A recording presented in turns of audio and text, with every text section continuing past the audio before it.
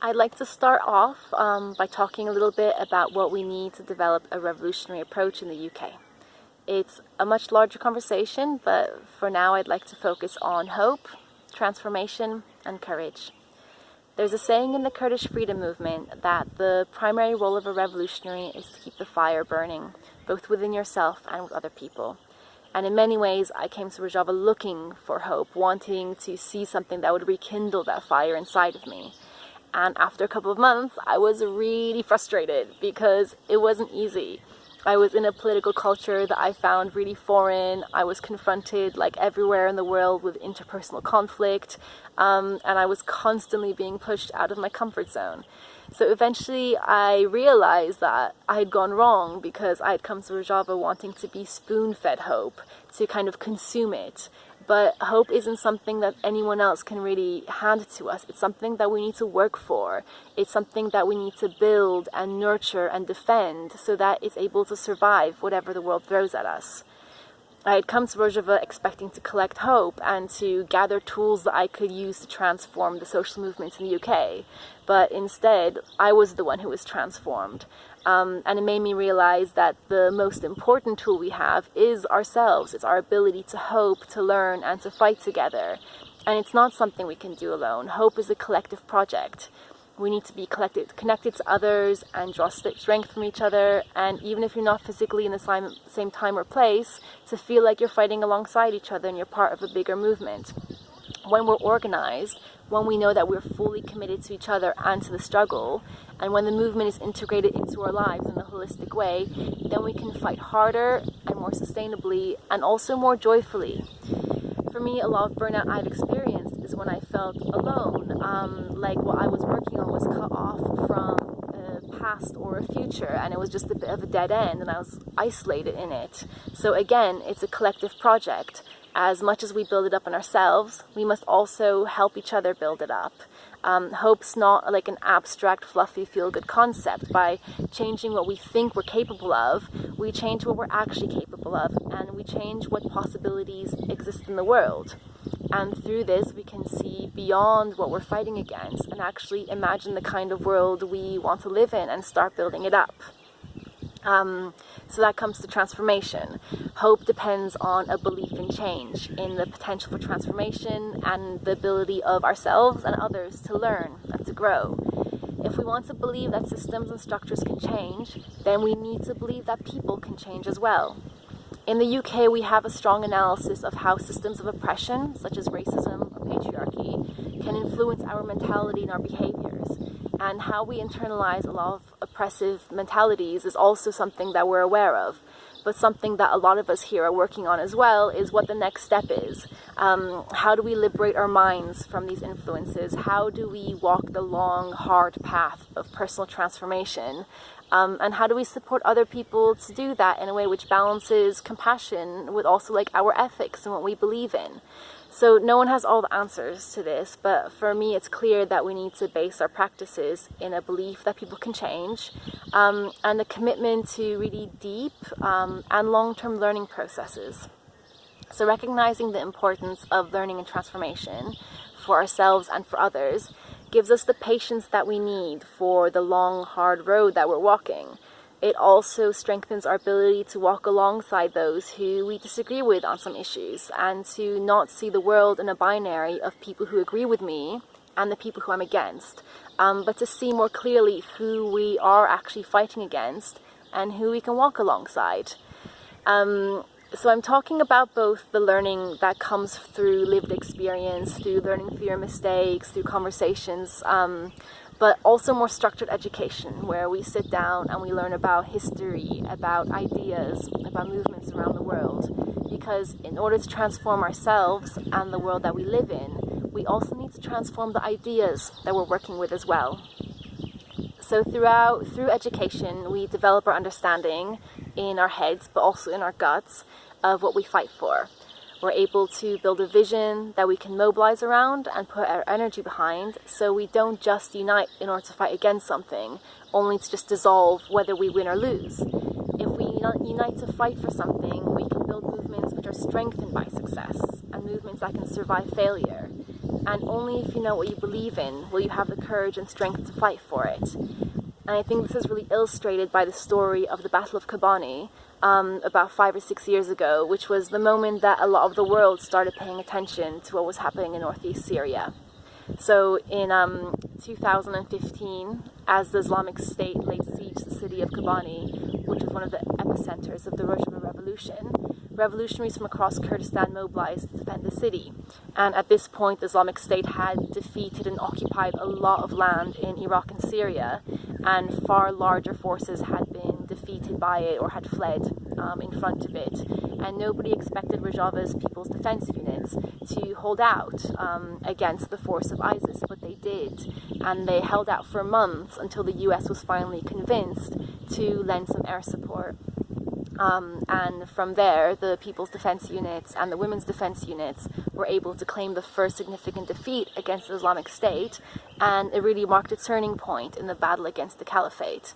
So the city of Kobani was absolutely devastated by the fighting, but has since been rebuilt, except for one neighborhood, which has been preserved exactly how it was at the end of the battle, in order to serve as a museum, as a memorial to all of those who fought and fell during the battle.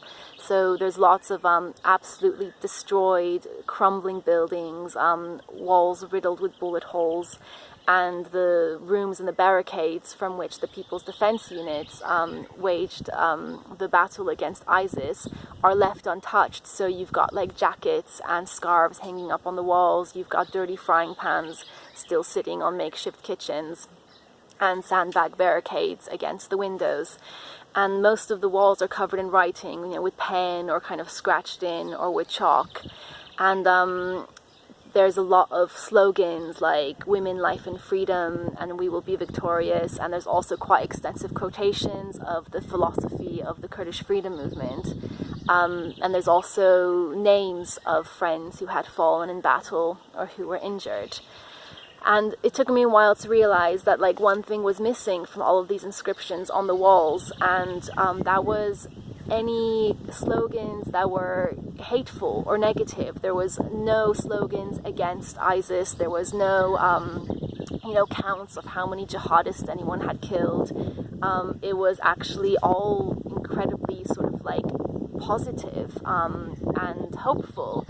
And of course, like the people fighting there, the fighters definitely felt rage at what ISIS was doing, and they understood more than most people in the world what was at stake and what was at risk if they were to lose against ISIS. But they chose to fill these rooms that they were fighting from, many of them only armed with like a vintage ancient Kalashnikov. They chose to fill these rooms with hope, with love for their comrades, and with the belief that they could do something that the rest of the world thought was impossible.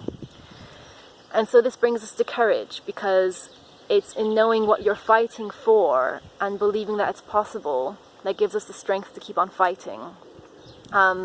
It gives us the strength to not only survive, but to then heal and rebuild after the fight's over. So the fight for the better world isn't easy, and we do need strength and courage to do it. And like hope, strength and courage are also collective projects.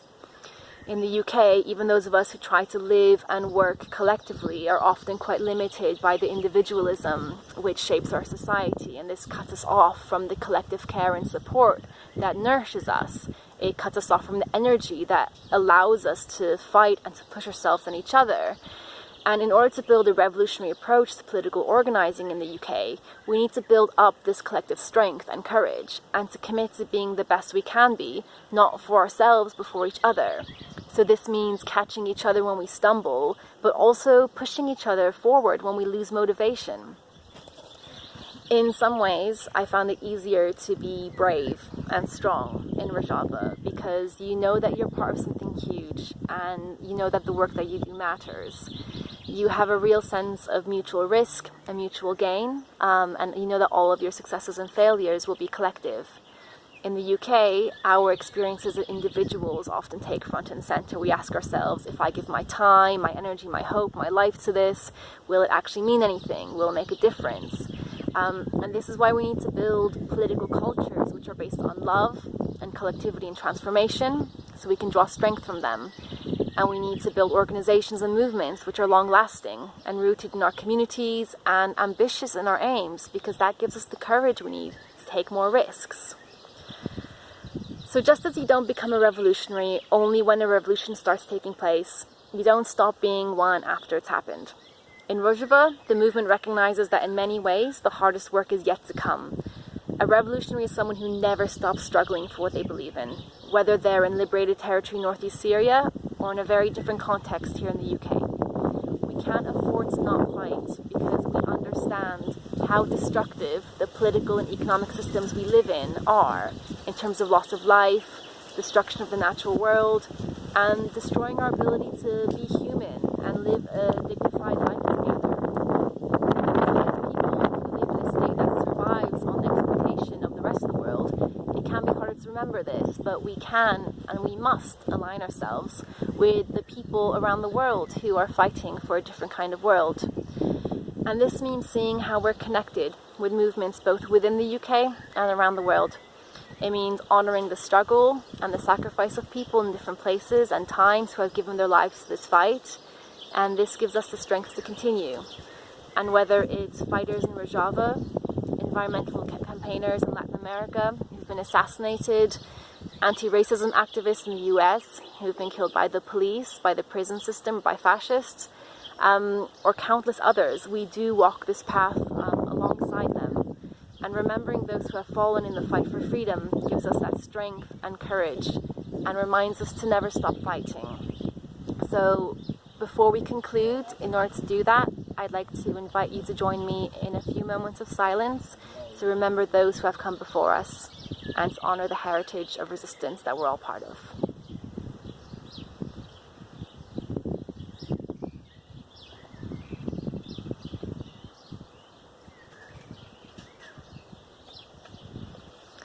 Thank you for listening, and before I sign off, I'd like to leave you with a quote from Abdullah Öcalan, which I hope that will go some way towards answering in these sessions, which is, what kind of world do we want to live in? How do we get there? And where do we start? Thank you.